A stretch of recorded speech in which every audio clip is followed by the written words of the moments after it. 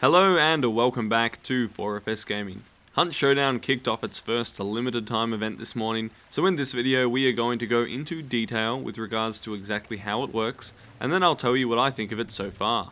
4FS Gaming is also now on Patreon. This is a way that our fans can support us to make more content and higher quality content, and get some other benefits like early video access and a say in what videos we put out. So please go and check out that page, give us some feedback, it's linked in the description below.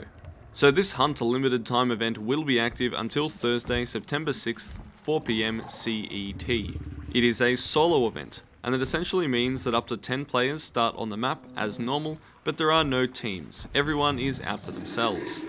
Because of this, each boss will only drop a single bounty token, and in all of the matches I have played so far, it has been a 2-boss mission with a random time of day. Apart from that, there are no differences to the normal game mode, although after checking spawns each game, I am yet to spawn immediately adjacent to another player, so they may have an algorithm in place that scatters the 10 players about the map. There are also some special rewards for those that do well and play a lot of this event throughout the week. These rewards are only going to be there for the top 50 players that participate in the event, as measured by the amount of bounty extracted. Now Crytek have not made it clear if this means those with the most money in dollars extracted, or the highest count of bounty tokens. We are also not sure whether this is in the top 50 for each region, or the top 50 globally. We are currently waiting for a dev response to ascertain this. Regardless, the rewards are as follows. If you are in the top 50, you will gain 3,500 in-game dollars. If you are in the top 10, you will get 3,500 in-game dollars and be able to rename one of your hunters with a custom name. If you are in the top 5, you will receive the $3,500 as well as the custom hunter name, 1 free weapon of each size category, 3 consumables of choice, and 50 points worth of traits. Now if you're in the top 3 players for the week, you get all of what was previously mentioned, as well as a bonus full prestige level. Now these rewards aren't huge, as all of them except the top tier are gone upon prestige, but it's definitely something there to put in a competitive spirit amongst those who like leaderboard rankings.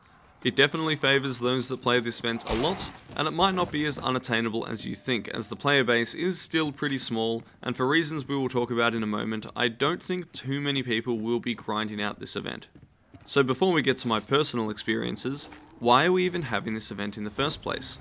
I know some people are a bit upset that this event doesn't add anything new or interesting, or twist the basic formula like the teasers suggested, but it's really still important as a test to see if solo mode is something that should be permanently added into the game. There have been lots of requests for solo mode, but how does it actually stack up? Well, in my opinion, I don't actually think it works very well. Even when I found a game quickly, meaning it was a full match, the games kind of felt empty. Solo players are a lot more cautious than duos, they make less noise, and they have a far smaller silhouette as they move across the map. This makes interaction between 2 players a lot less likely than in duos. In addition, killing a boss as a solo is significantly harder than doing so as a duo, unless you have specialist equipment like the Concertina bomb or large dynamite bundles. Even though good players will not have any trouble, it does lead to a prevalence of camping. Now although camping is an entirely legit strategy in Hunt, it is very much encouraged by this event. It is far easier to wait for someone to try and kill the boss, rather than do it yourself. The rush to get Darksight boost is also less important, as 10 seconds of Darksight on a solo is much easier to deal with than 20 seconds that duos get. I dislike camping myself because I'm a bit twitchy and I find it boring, but as we can see here, I still felt almost obliged to do it when I found the butcher at the first clue and I didn't have a Concertina bomb to do away with him quickly.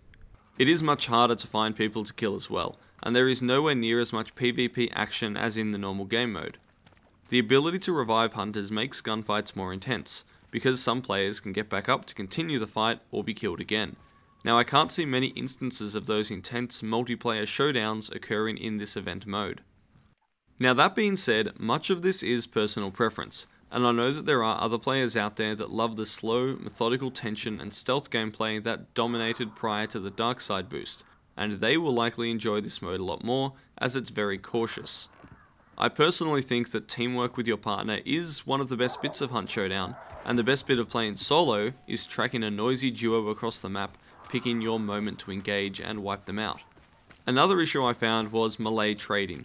It's kind of tragic when you hit another player as they hit you with a melee weapon, and then you both die with no chance to be revived. That's 2 players out of the game, which is crappy for you, but it also makes the game less interesting for everyone else in the lobby. So as it stands, I do find this event a little bit boring, but I am very glad that we have it, because Crytek needs to test people's reaction to a solo only mode, and I can definitely see how some people will really like the different feel of the gameplay. But for me, there isn't quite enough PvP opportunities, and there's too much downtime between fights. After all, this is Hunt Showdown, and it is those multi-team showdowns at boss compounds that really make this game shine. Now, I do still think there should be something there for solo-only players who want to play without the massive disadvantage they have in the standard game modes, so in order to improve this, I think Crytek should try making it so that there is only one boss on the map, forcing conflict around a single point, and thus increasing PvP outcomes. Alternatively, perhaps increasing the number of players on the map would also make the games feel more populated. So go and have a crack at this event, and let us, and more importantly the developers over at Crytek, know what you think about it. Also remember to check out that Patreon page that we linked in the description below. Thank you so much for watching. This is Ascendance from 4FS Gaming.